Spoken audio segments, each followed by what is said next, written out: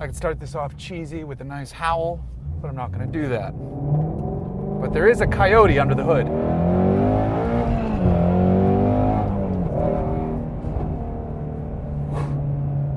All right, so what we are driving today is, hold on.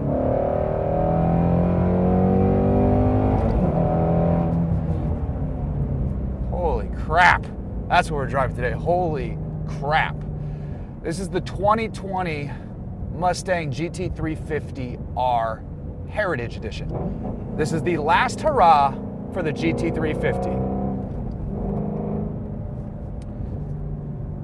And of course it's going out on a wonderful, loud, shouty-ass flat plane crank note.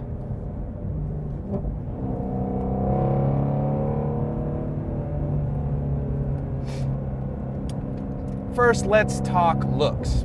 Well, it's a Mustang. Looks good. The modern current-gen Mustang is a sharp-looking machine, especially as you climb up the ladder to the different, more powerful, more exciting versions. And the GT350 is definitely one of the sharpest of the bunch.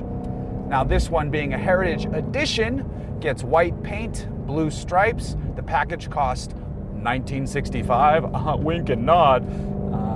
But it looks good. White, a Wimbledon white, blue striped GT350 is pretty darn perfect. Yeah, this is like boomer attractant paint, but it works. And it works well, and it works across ages, I think, too. What also works is that goddamn glorious noise. But sticking to the outside first, this has a massive splitter that will scrape if you're not careful. This has, since it's an R version, has carbon fiber wheels wrapped in Cup 2 tires. Ford actually warned me that if it was 50 degrees or colder outside, I shouldn't drive the car. That means you're driving something awesome if there's a warning for temperature. If it's too cold, I like that. Now out back, there's a big old spoiler, which isn't too big, but looks fun, looks race car ready. That's the thing about this car. It looks like it's ready for battle. It's like Ford's GT4 Mustang. Now sliding inside, it has very nicely shaped Recaro seats. I've driven Ford-sourced Recaros in the past that I hadn't loved. I thought the Recaros in the Fiesta ST, for example, were a bit too restrictive, too tight.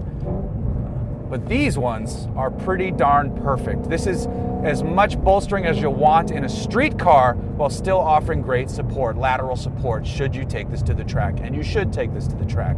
And if you need more than this, you got to jump up to the real deal Recaros, full-on race buckets. But for street seats, these are great. Ergonomics in here are fine. There's no problems to be had.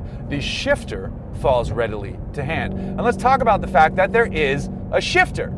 The GT500 above this is only available with a paddle shiftable 10-speed. This has a 6-speed, and it is a good 6-speed because you can do that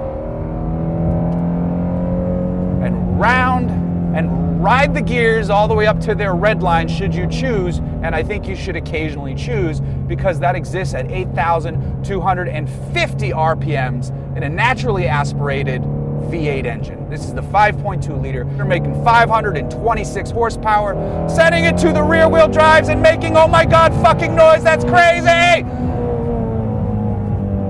didn't even get all the way there. That was like 7,500. That was not even all the way there. Oh my Christ, you run out of road. That's so good. So fucking good. The brakes are excellent. Giant Brembos. I don't know how big, but they're big.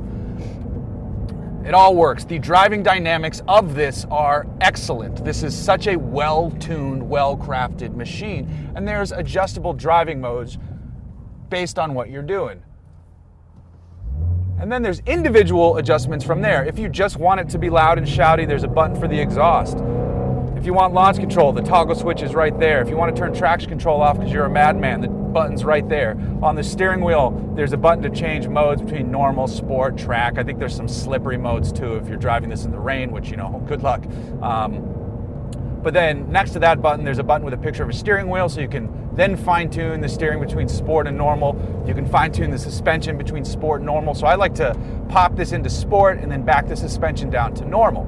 And then we're good to go. And you get to just do crazy shouty stuff all over town. This is still comfortable. This still drives nice. You can daily drive one of these and be in a great place and listen to that wonderful exhaust all the time. Now, the problem for me is there's no back seat in this one, so I cannot put my kid's seat in it. She does not get to ride in this. Ford even put a note too, like no dogs allowed in the car.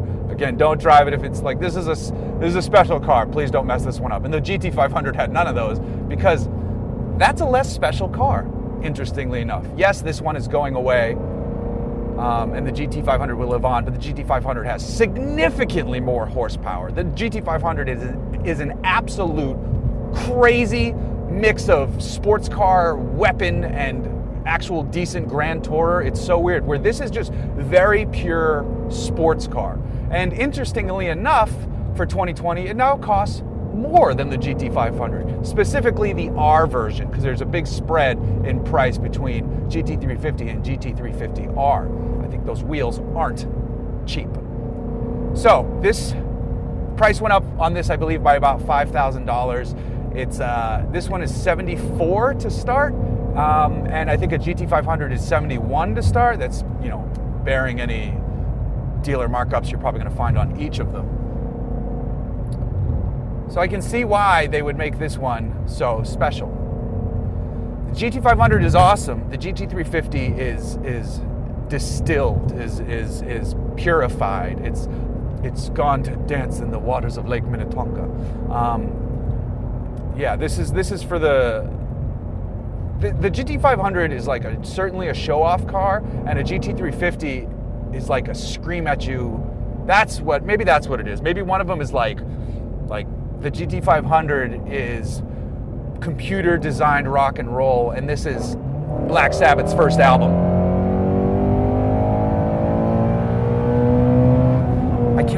I can in third gear, I don't want to go to jail. That was, that's so good. So goddamn good. And it's loud outside and inside. The cold start on this, it's as it echoes off the concrete floor of my garage. I probably just blew out the mic there. I can tell I did. It was so, that's all right. I really, really, really, really, really like this. That engine is something special. And you kind of wish the GT350 wasn't going away, but maybe that's what keeps it special. You got to give a little bit of space to the upcoming Mach 1, which is taking parts from this. I think it might also take parts from the GT500. The Mach 1 won't be as cool as this. The Mach 1, I'm sure, will be fine. The Mach 1 will not be as cool as this. That engine is unreal. The clutch feel is excellent. The steering weight is perfect. And just the noise, the glorious, glorious noise. Noise is a big part of it. Your Mach-E Mustang will never sound like that. Not to dump on the Mach-E Mustang, I actually think it's going to be a really fun thing to drive, and I'm looking forward to it. This is a sharp-looking, amazing driving, awesome machine. If you can find a 2020 GT350R for sale with minimal to no markup, and you can afford it, and you've been thinking about buying one, buy it. But do not sit on it, drive it. If you buy one of these and sit on it, bad things deserve to happen to you, because this is a car that needs to get out and run, and it wants to run, and it wants to shout, and it wants to scream up to its red line, which I can't even hit because I'm running out of space, because it just punches and goes and rips and roars and snarls. The 2020 Ford Mustang Shelby GT350R Heritage Edition is goddamn fantastic.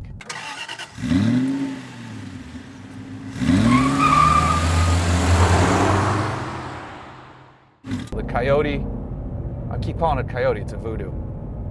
I'm stupid. 5.2 liter Voodoo V8 engine. Okay, I'm like going back through what I said now and realized I said Coyote a couple times. But it's a Voodoo engine, because it is magic.